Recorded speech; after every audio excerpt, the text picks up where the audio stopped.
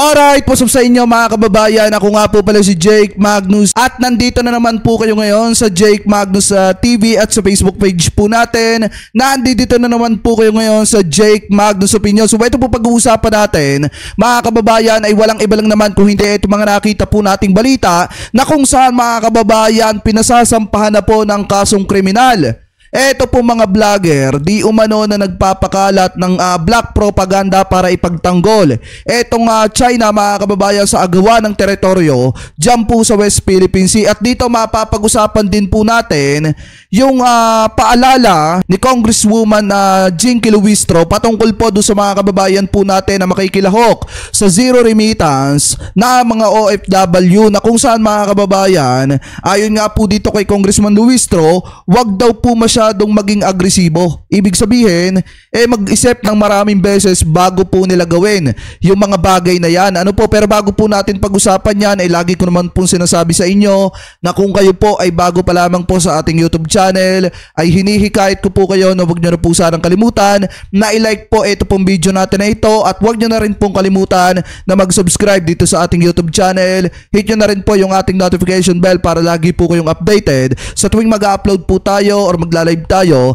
ng panibagong issue or video na katulad po dito mga kababayan. So ngayon, bago po tayo pumunta sa mga main topic po natin, lagi ko naman po sinasabi na wag po sana nating kalimutan na suportahan ito pong One Pacman Party List dahil alam naman po natin na yan po yung party list na magiging kaagapay ng administrasyon ni PBBM in the future para pagsilbihan ang mga kababayang Pilipino po natin dahil alam naman po natin na ito pong One Pacman Party List, champion po sila pagdating sa pagbibigay ng tulong medikal sa mga kababayang Pilipino po natin dahil sinasagot po nila yung mga hospital bills ng ilan sa mga kababayang Pilipino po natin na kapuspalad. Nagbibigay po sila ng libreng dialysis at libreng gamutan sa mga tao may karamdaman pagdating po sa puso. At higit sa lahat mga kababayan, nagbibigay din sila ng libreng edukasyon, libreng financial aid at libreng trabaho sa mga kababayang Pilipino po natin at champion din po sila sa pagtutok at pag-alalay sa mga manlalaro po nating kabataang Pilipino dahil ang paniniwala po nila at mandato po nila ang tagumpay na mga kabataan Pilipino manlalaro ay tagumpay ng buong Pilipinas. Kaya sana suportahan po natin ito pong One Pacman Party List. So ngayon, punta na po tayo mga kababayan dito po sa mga topic na nakita natin. Sabi po kasi dito sa Abante TNT, tunay na tablidista, kasong kriminal isampa versus mga Pinoy, wumaw. Ayon po kay Congressman Kong Hoon. Sabi dito mga kababayan, ito daw. Nanawagan si House Assistant Majority Leader at Zambales Representative J. Kong Hoon sa mga ahensya ng gobyerno na sampahan ng kasong kriminal ang mga tinaguriang Pinoy wumaw na nagpapakalat ng mga propaganda na pro-China na nagpapahina ng posisyon ng Pilipinas sa agawa ng teritoryo sa West Philippine Sea. Inirekomenda ni Kong Hoon ang paghahain ng cyber libel, espionage, sedition at maging terrorism laban sa mga wumaws. Kasi nga naman mga kababayan, kung titingnan nyo, di ba?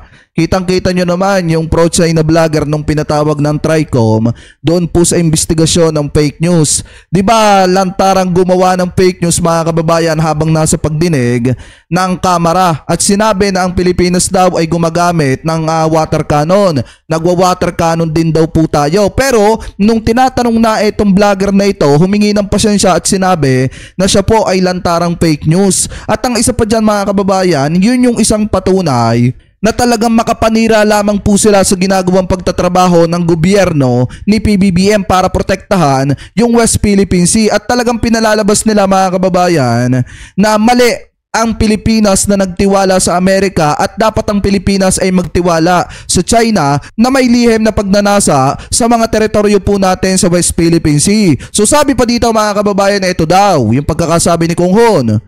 Wumaws are not just online trolls. They are dangerous enablers of foreign aggression, sabi ni Kong Hoon.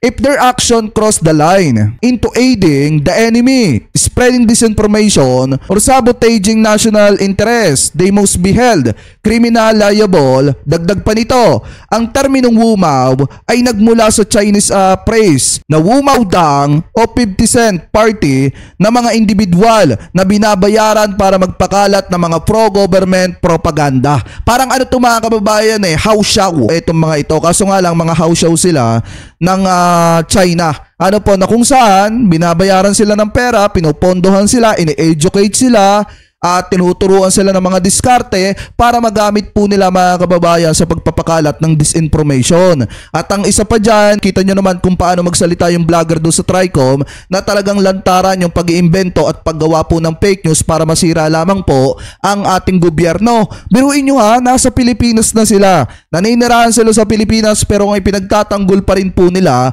ay ang China. Sinasabi nila na wala naman daw nawala sa teritoryo ng West Philippine Sea, pero kung tutuusin mga kababayan, kung titingnan nyo sa ginagawang paghahari-harian ng China sa teritoryo po natin, pambubuli sa mga kasundaluhan natin, talagang literal na pinaghaharian na po nila yung teritoryo natin sa West Philippine Sea. Ano po sabi pa dito, basahin pa natin. Sa Pilipinas, sinabi ni Kong Hoon na may mga wumaw ay dumidepensa sa mga agresyong hakbang na ginagawa ng China, nagsasabalang bahala sa panghaharas sa mga mangingisdang Pilipino at inaatake ang armed forces at gobyerno gamit ang iba't ibang online platform. Iginit ni Kung Hon na hindi maaaring pabayaan na lamang ng gobyerno ang mga wumaw na nagpapahupa sa posisyon ng Pilipinas sa issue ng West Philippine Sea. Nauna nang sinabi ng National Bureau of Investigation NBI na binabantayan nito ang 20 vloggers na may mga kaugnayan sa mga disinformation, campaign laban sa gobyerno at nagdudulot ng kaguluhang politikal sa bansa. Alam nyo, sa totoo lang magaling po yung natin, yung NBI director natin mga kababayan na si Sir Jaime Santiago. Kasi sa totoo lang hindi na po gaanong nakakaporma yung mga vlogger na nagpapakalat ng fake news kasi nga maaga pa lang nasasawata na po ngayon ng NBI. Kasi sa totoo lang kawawang kawawa ang Pilipinas sa mga posisyon ng mga vlogger na ito na nagpapakalat po ng fake news, lalo na kapag ang pinag-uusapan ay teritoryo ng Pilipinas, ang West Philippine Sea. Mas pumapabor sila sa ginagawang agresyon ng China kaysa paboran po nila yung sariling atin, kaysa suportahan nila yung mga kasundaluhan natin na nakikipaglaban dyan po sa West Philippine Sea. Biruin nyo lantarang sinabi na nagwa-water cannon ng Pilipinas kahit hindi naman. Talagang lantaran yung pag-iimbento at paggawa ng fake news laban sa mismong bansa po natin. Yan yung mga nakakalungkot dyan na dahil sa kakapirasong salapi mga kababayan at treatment na ibinibigay sa kanila ng China, mas pinipili nila ang China kaysa po sa bansang Pilipinas. Ano po, dahil mas pinoprotektahan nila yung agenda ng China kaysa protektahan yung agenda natin sa sarili po nating teritoryo. Ano po, sasabi pa dito, basahin pa natin. Ayon kay NBI Director Jaime Santiago, kanila ring iniimbestigahan ng mga nagpupondo sa mga vlogger na ito. Our laws exist to protect the republic from enemies, foreign or domestic. Sabi ni Kung Hon, if you are a Filipino justifying China's illegal action, mocking our troops, and spreading lies, don't hide behind free speech. You're not an activist. You're an compliance. Yan po yung pagkakasabi dito. Ipinunto rin ni Kung Hon na ang pagtatanggol sa soberanya ng bansa ay hindi lamang limitado sa dagat. It's on social media, in our classrooms, in our news feeds. Dagdag pa ng sulon, we must not let traitors win the war of narratives. You are either from the Philippines or against it. There's no middle ground when it comes to defending our sovereignty. Kasi nga mga kababayan, eto dapat yung mga kasundaluhan natin na nagtatanggol sa West Philippine Sea, pinoprotektahan po natin sa pamamagitan ng pagpapahayag po natin at pagpapalakas ng stand natin sa issue ng West Philippine Sea. Especially, hindi lang dapat yung mga kasundaluhan natin at mga nasa sa gobyerno yung nakikipaglaban sa issue ng West Philippine Sea. Pati tayo mga nasa social media, dapat isa rin po tayo sa tumitindig at tumatayo para suportahan yung ginagawang hakbang ng ating mga Philippine Coast Guard at ng ating mga Navy dyan po sa ating mga teritoryo. Kasi nga, ang laban ng isa ay laban ng lahat. Yan mga kababayan yung pagkakaunawa ko dyan. Hindi pwede na iaasa lang natin sa mga Philippine Navy po natin yung pakikipaglaban natin sa West Philippine Sea. Labanan din natin yung mga fake news na ipinapakalat laban po sa ating bansa sa pagitan ng agawan ng teritoryo dyan po sa West Philippine Sea mga kababayan. Dahil alam naman po natin na yung West Philippine Sea po atin po yan. At yan po ay naipanalo natin sa Arbitral Tribunal ruling noong July 12, 2016. Kaya kung tutusin mga kababayan, talagang responsibilidad natin na ipagtanggol at ipaglaban yang mga teritoryo natin kasi soberanya po natin yung pinag-uusapan po. Ano po ngayon, mga kababayan, comment below na lamang po kung ano po masasabi nyo. Hingil po dyan at punta na po tayo mga kababayan sa next topic po natin na kung saan, ito daw pong bantang zero remittance ng mga OFW idaan sa dialogo. Huwag sa pagiging agresibo, sabi daw po ni Congressman Luis Tro. So ito i-play po natin. Nananawagan si Batangas 2nd District Representative Jerbil Luis Tro sa publiko na huwag magpadalos-dalos sa pagkomento kaugnay ng bantang Zero Remittance Week ng mga overseas Filipino workers. Kasunod ito ng pahayag ni Chief Presidential Legal Counsel Juan Ponce Enrile na posibleng suspindihin ng Kongreso ang tax privileges ng mga OFW kung itutuloy ang kanilang banta. Ayon kay Luis Tro, sa ganitong issue ay dialogo ang kailangan ng mga OFWs. At saka mga kababayan, dapat hindi na idinadama yung mga OFWs natin sa awayang pampolitika. Huwag masyadong gamitin nung kabilang kampo yung mga OFW po natin, especially dyan po sa The Hague, Netherlands, para sa pangsarili po nilang interest. Kung talagang mahal nila ang Pilipinas, kung talagang may malasakit sila, pipigilin nila yung ginagawang hakbang or pipigilan nila yung ginagawang hakbang ng ating mga OFW patungkol po dyan sa zero remittances na yan mga kababayan. Kasi nga unang-una, sino ba maapektuhan kapag hindi sila nagpadala ng pera sa mga kababayang Pilipino natin na kamag-anak nila dito sa ating bansa? Yung kanilang kapamilya din. At saka mga kababayan, sa totoo lang etong sinasabi nila na zero remittances na ito na 1 linggo, ititigil nila yung pagpapadala sa mga kababayang Pilipino po natin. Sabi ko nga po, kahit papaano may mga ginagawa din ang ating gobyerno na iba pang pamamaraanan mga kababayan para maibangon ng Pilipinas. Pero sana kung tutusin, wag na sana po humantong pa sa ganyan na kung saan magsisiro remittances kayo sa loob ng 1 linggo. Kasi unang-una, hindi lang naman ang gobyerno yung maapektuhan niyan, kung hindi yung mga mahal ninyo sa buhay. Baka nga magulat na lang kayo isang araw, kumakanta na yung ibang mga OFW dyan na bumabalik ng Pilipinas ng napakasakit, Kuya Rudy. Kasi nga naman, ang nangyari, isa lang yung anak, pagbalik ngayon, 2 na. Gugustuhin nyo ba na si kumpare na lang ang sasagot ng responsibilidad ninyo sa inyong mga asawa at anak? Papayag ba kayo nun? Ano po, kaya pag-isipan po natin ng napakaraming beses kung yan ba itutuloy nila or titiisin nila yung mga kamag-anak nila dito sa Pinas na naging dahilan ng pag-alis nila. Sinabi naman ni OFW Party List Representative Marisa Del Mar Magsino na malaki ang ambag ng mga OFW sa ekonomiya ng bansa. Kaya hindi na sila dapat pang idamay sa away politika ng gobyerno at oposisyon.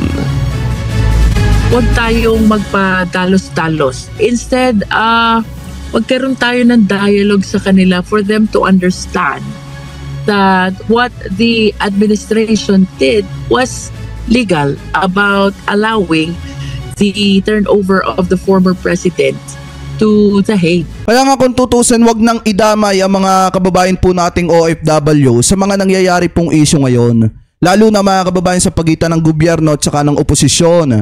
Dapat inihiwalay natin, ibinubukod natin yung mga kababayan po nating OFW. Sabi ko nga po sa inyo, napakalaki ng pagrespeto natin sa mga kababayang OFW po natin. Kasi sila po yung nakikita natin talagang totoong mga bayani, mga kababayan. Ano po, dahil nga, unang-una mga kababayan, isa po sila sa nagpapalago ng ekonomiya ng ating bansa. Kaya kung sila magsisiro remittances mga kababayan, oo nga, apektado ang ekonomiya ng ating bansa, pero isipin din po natin na maraming beses maapektuhan din yung mga kamag-anak ninyo na papadalhan ninyo. Kasi kung hindi kayo magpapadala sa mga kamag-anak ninyo, kayo rin maapektuhan yan. Ano po yung mga kamag-anak ninyo? Anyway, mga kababayan, pakitama na lamang po ko kung ako po ay mali ha. At comment below na lamang po kung ano po masasabi ninyo hingil po dito sa mga isyong ito or hingil po dito sa isyong ito na tinalakay po natin, na kung saan hinihiling ni Representative Jay Kung Hoon na sampahan ng kaso yung mga Pilipino, mga kababayan, especially yung mga vlogger na nagpapakalat ng black propaganda na pabor sa China